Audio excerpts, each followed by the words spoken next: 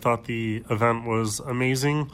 I thought that I knew a lot about real estate, but coming to your seminar, I realized there's a lot of things that I don't know. And one thing that you did besides teach me a lot about real estate is you inspired me to look beyond where I live and to, kind of shrink down the world and make it smaller so that I can invest in places that are further away and get better returns. So I really appreciate that, and I'm excited to be here this weekend. And again, for me and from all the people I heard there, thanks for doing these events because they're great.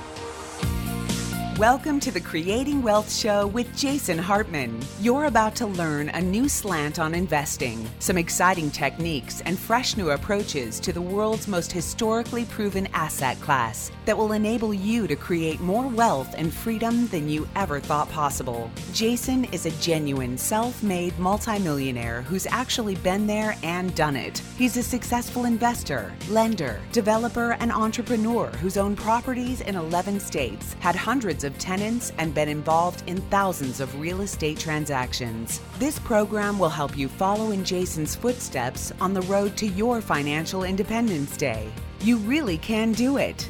And now, here's your host, Jason Hartman, with the complete solution for real estate investors.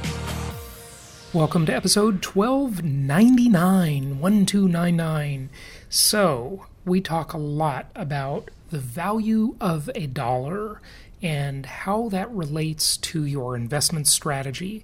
And of course, income property, the most historically proven asset class in the entire world, performs incredibly well, especially in an inflationary environment. And we know from all the prior episodes where we've talked about this stuff and at our live conferences when we've talked about it, we know that inflation is the best business plan for central banks and governments. We also know that the most powerful entities the human race has ever known are central banks and governments. So, why not? As I've always said, why not just align our interest with theirs? Because they've got the power, and instead of trying to buck the system, as much as we might philosophically despise the system, we might think it's awful, and rightfully so. Why not just go with the flow? Align our interest with theirs. Their big interest is in inflationary future. And even if inflation is tame at times, we are long-term investors. We are looking at a long-game business plan. And we know that if we get a mortgage today, it will be 3 decades before we have to make the last payment on that mortgage. Where else can you do that? Nowhere else. On an appreciating asset that historically appreciates better than the inflation rate, and the debt gets reduced by inflation, the commodities that are the packaged commodities making up that asset are inflation indexed, not to just one currency, not to just the dollar, because they have real intrinsic value. This is part of what I've taught you over the years about what I call the ultimate investing equation. The ultimate investing equation. Well, as we think about this and how this will impact our future and the wealth we create over time through this most historically proven asset class of income property, it's important to really look at the past and think about how impactful even moderate inflation has been on our purchasing power of both consumer goods. Of course, that's the way everybody thinks of it, right? Our cost of living, the consumer price index, the cost of living, basically the same thing. But also asset inflation and the cost of being an investor. That's not factored into the inflation index, which is an absolute sin. Because if you want to get ahead in life, you've got to be an investor. You've got to make capital work for you. Now, this is the age-old debate that has shaped the planet. The entire human race has been shaped by this age-old debate of what is more important.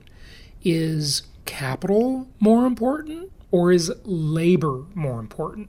In other words, if we go to work and we work, well, nobody really works 40 hours a week, at least not anybody who's trying to get ahead in life.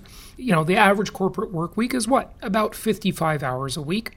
If we work 55 hours a week and we dedicate our time, we trade our time for money, and we work hard, we apply our ingenuity, and we do all the right things, right? That's our labor, right? So how should that be valued? Is that more valuable than capital?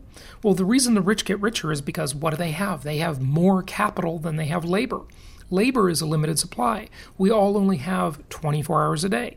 But capital, if we can save to create wealth to invest, then that capital works for us. It's like our offspring, right? In the old days, and now still in third world or developing countries, people have a lot of children because children were considered capital. My grandparents were farmers. My mother grew up on a farm in upstate New York on a dirt road, very, very poor, the middle of 5 kids. And of course they had 5 kids. Well, like, why wouldn't you have 5 kids? Those kids are needed to work on the farm. And the likelihood is, in the old days or in a developing country, there was a high mortality rate and some of the kids wouldn't survive. So to perpetuate the species, you got to have more kids. That's your capital, the kids. Now, in the first world, nobody really thinks of it that way. They just have kids because, hey, they have kids for various reasons, love, family, whatever, right? That's all great. But in the old days, it was capital. And the same is true of marriages. If you study the history of marriage, just look that up. I don't want to say Google it because Google's evil, okay?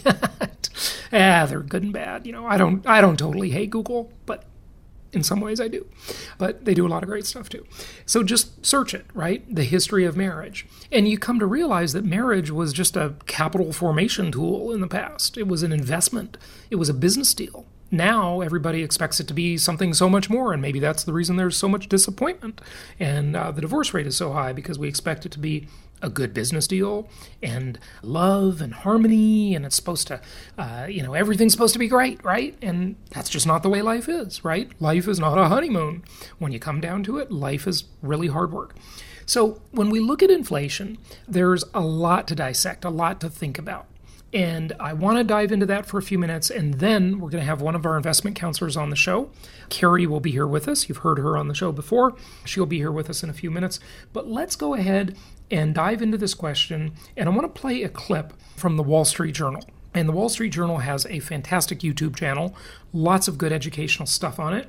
And here is a short clip about inflation and how low inflation, or especially deflation, is incredibly disconcerting to central banks, including our central bank, the Federal Reserve, the most powerful one in the world, but every central bank, right? We know that the business plan they want is an inflationary business plan because it benefits them in so many ways. Let's listen in. In 1955, the average price of a movie ticket was 73 cents. Today, it's about $9. This phenomenon is called inflation, the increase in prices of goods and services across an economy over time. It refers to everything you buy, from groceries to doctor's visits to homes.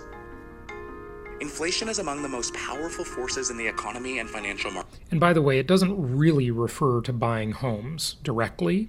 In the Consumer Price Index, they have something called equivalent rent, okay?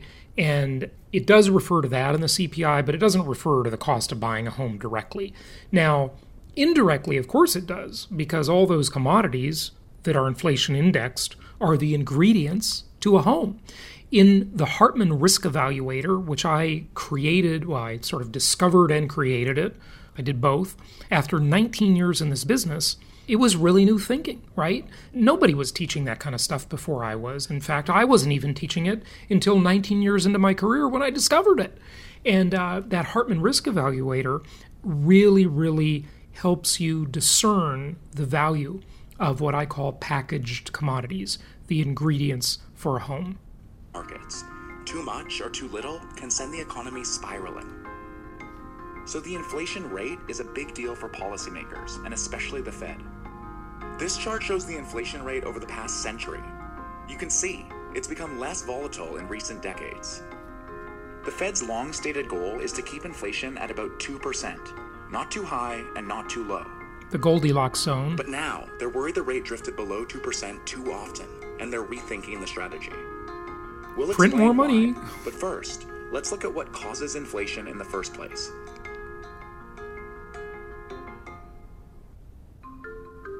There's a lot of debate and few certainties when it comes to what causes inflation, but here are some of the bigger theories out there. One is increased demand.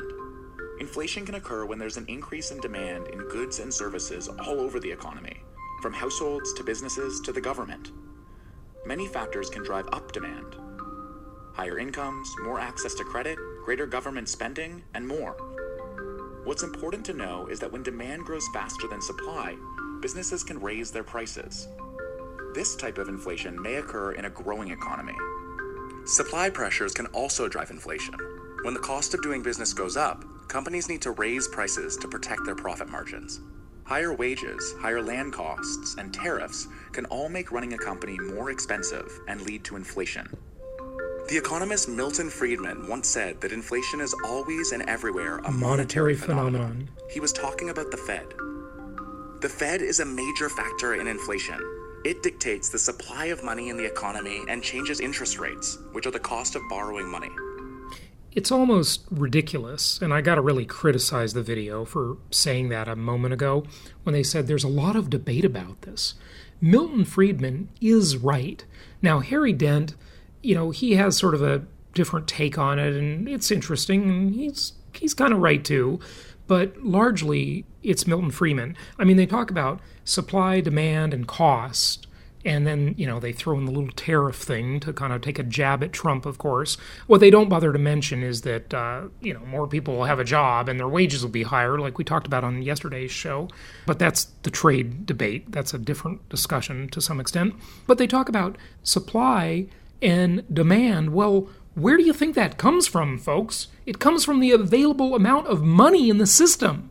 When there's a lot of money and a lot of credit in the system, there you have the classic thing of more dollars or more yen or euro or Brazilian real or Mexican peso or Japanese yen or whatever currency you want. Doesn't matter. Bitcoin, doesn't matter. Any currency, right?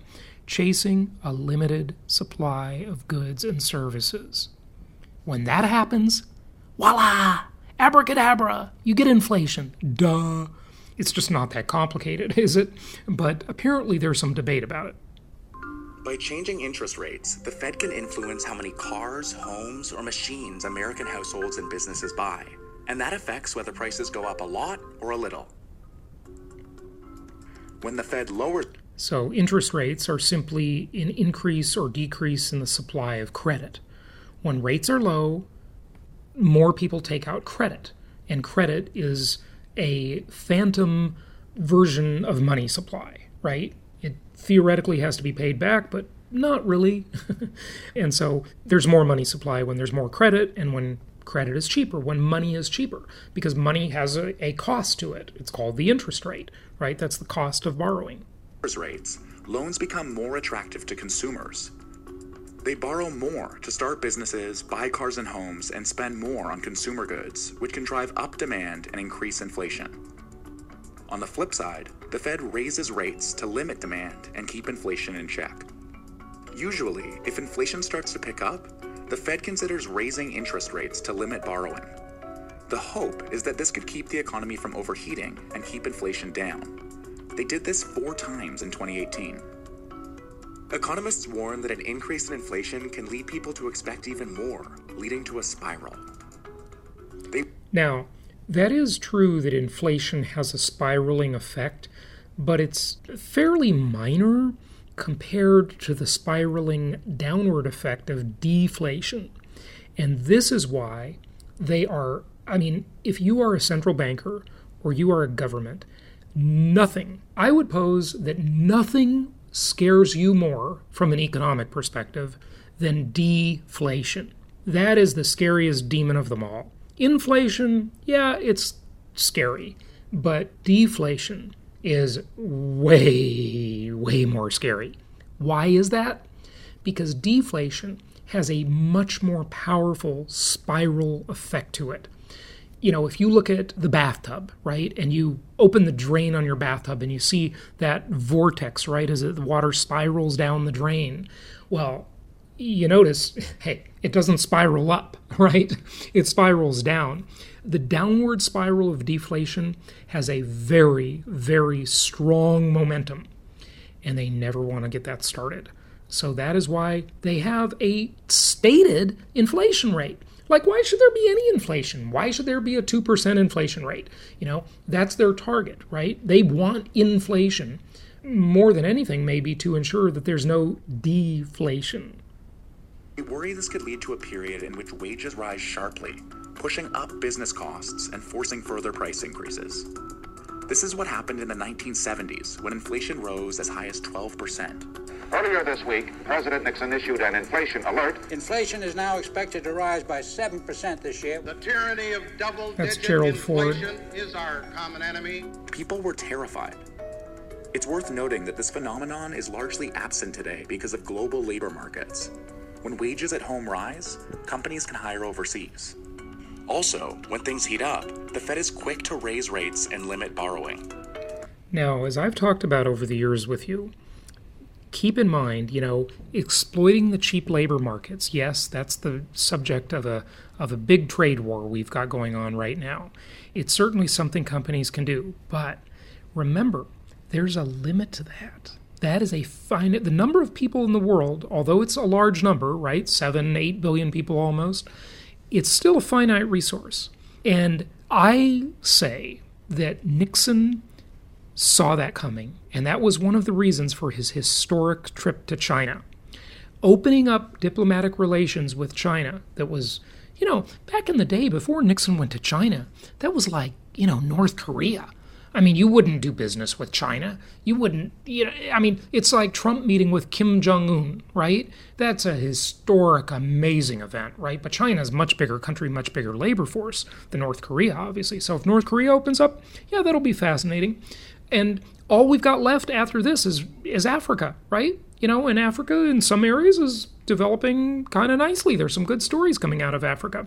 But Africa is very disjointed, and it's just a whole nother complex problem. China, one single country, right? Easy to do business with, one single vendor, and sell at our treasury bills and our ever more worthless dollars as they suppress the value of their currency to make their products look cheaper than they should be, right? And this is the subject of the trade war. But remember, the cheap labor has a limited supply, and once exploited completely, you can't go anywhere else. It's already been exploited. And you see wages rising. Per capita GDP in China is what, like $10,000 or so per person now. In the U.S., it's obviously higher. In some of the really rich countries, richer than the U.S., it's even higher than it is here. But the point is that there is a limited supply of that. So that inflation arbitrage will not last forever. Another reason economists often prefer low inflation is that it makes it easier for people to make accurate long-term financial decisions, like starting a business or buying a home. If you know how much your money will be worth in 1 year, 2 years, and beyond, you can plan with that in mind. But most economists argue that the economy needs some inflation to stay in balance. Moderate inflation gives the economy a cushion in case of a downturn. If inflation is already low, policymakers worry a recession could cause it to dip below zero, there a you go. phenomenon known as deflation. When inflation falls and wages follow, people have less money to pay off their debts and start to hoard their money. When people hoard their money, that means less spending and investing, which can make a recession worse or prolonged. And that is the most vicious downward spiral in any economy, is deflation. They will avoid deflation like the plague. Listen, you saw it 10 years ago during the Great Recession, right? They just kept pumping money into the system. And then the sort of marginally informed economists are out there saying, well, look, they keep printing money, they keep creating money, and they can't create inflation. Well, eventually they did, and they can just create more money. There's no limit. Money is not or currency, we should say, not money. The correct term is currency, is an unlimited resource. You can create as much fake currency as you want, as much fiat currency as you want. You can't create as much labor as you want. That is finite. You can't create as much resources as you want. That is finite. The amount of resources on Earth, it's a finite number. The amount of currency, infinite. Therefore, you can create inflation somehow, some way. So, what's happening right now? Inflation has been below the Fed's target for a long time. Right now, some Fed officials want to let it rise above the 2% target to make up for lost ground. They say it's likely they'll keep interest rates much lower than in the past, a necessary measure to keep the economy growing. The Fed's benchmark short-term rate could peak at or slightly above the current range, between 2.25% and 2.5%. Such low rates leave the Fed less room than in the past to cut rates when the economy hits a rough patch. Remember, the Fed lowers rates to stimulate growth and keep inflation around that 2% mark. In each of the last 3 downturns, the Fed lowered rates roughly 5 percentage points. If rates remain low and inflation remains low, that may not be possible the next time around. Well, thank you to the Wall Street Journal for that. That was very educational, and it just goes to show you why we have the ultimate investment, income property, the most historically proven asset class in the world. Let's go to a little talk I had with one of our investment counselors, Carrie, the other day, and let's go to that. Hey, it's always great to have our investment counselors on the show, and our visitor today is Carrie. You've heard her before, and she wants to give you a little update on our last property tour, the mini property tour she did in Memphis, and our upcoming property tour in the greater, I'm not going to say specifically, but the greater Orlando area. Carrie, welcome back. Hey, thanks, Jason. Thanks for having me, especially on your birthday. Yes. Well, hey, I'm working. Thank you very much. Happy birthday to me. We all got to have one every year. And, well, some people regret them. I'm just happy I'm still kicking and happy to celebrate another one. Hopefully there will be many, many more. And you also wanted to highlight a couple of your clients that are doing some great things. So where would you like to start? Yeah, so I just want to say a big congratulations to Cynthia. Cynthia actually joined us on the mini Memphis property tour, and she is closing around 2 or 3 properties this month from that tour. So congratulations to Cynthia to very branching out. And usually her husband takes control of the investments, but now Cynthia's taken the reins. So that's very good progress for her. Good stuff. Also, Nikhil's a new investor, and Nikhil put 2 properties under contract in Atlanta, the new construction. So very excited about those up and coming. We also have a few other investors. Charles is doing well. Charles has properties in Memphis, Jackson. He's really striving. And several other investors, of course, that are on the rise and closing this month, putting contracts under. So good job out there. Yeah, congratulations. And I always want to say, if we did not mention your name, apologies. We never get them all. It's not that we don't appreciate and love you and appreciate your business. We do, but we can't do a whole show with just a bunch of people's names. Okay, so I hope you understand. But we'll try and get you next time. But congratulations on your investing, everybody. That's awesome. For the Memphis property tour, the kind of mini tour you did, I think that was great. It sounds like everybody had a great time. I jumped on the phone and talked to you all as you were just starting the tour Saturday morning. But you also went to Little Rock and Jackson, right? It kind of combined 3 markets in one sort of mini property tour, right? Yeah, that's right. So when I planned this Memphis property tour, several of these investors that attended the tour said, hey, I have properties in Little Rock, I have properties in Jackson. They're just a short 2-3 hour drive away. Do you mind going to visit those markets as well? So we landed on Friday in Memphis, and 2 other investors and myself drove to Little Rock, around a 2-hour drive, and was able to tour the city and meet with the local market specialist and the property manager to kind of get the feel of who's behind all these properties. Good. And you had quite a few people purchase properties on that mini tour, right? Yep. Overall, I believe 6 out of the 7 investors purchased a property, and then some of them purchased 2 or 3 properties as well. And so it was a really fun weekend with education, networking, and seeing a variety of different properties in both Little Rock, Memphis, and Jackson. Good stuff. And I'm excited that we added a property tour the day before Profits in Paradise. So that will start Friday, the 25th of October at 11 a.m., or really we should say 10:30. We'd like to get going by 10:30, but just in case, for the people that are not too far from Orlando, if you're flying in that morning, we wanted to make that tour available to you. Then you will be chauffeured to Ocala to look at some properties there, and we've been doing great in that market. And that's the same provider who has the exciting brand new construction properties in the Atlanta metro area. And so you can talk to his team about that on that tour. And then, of course, Saturday morning, we start our annual Profits in Paradise conference for the next 2 days. So hope you'll join us for all of that. Go to jasonhartmanlive.com. It's jasonhartmanlive.com. I'm really looking forward to that event. Carrie, share any things like just sort of the pulse of the market. What are clients saying to you? What are they asking? Maybe some frequently asked questions. Anything that we can sort of questions, knowledge, advice, pulse on the market, that we can share with our listeners today. One question in particular that's been coming up a lot in the last few weeks is when to refinance their properties, and should they refinance? Should they 1031 exchange their properties?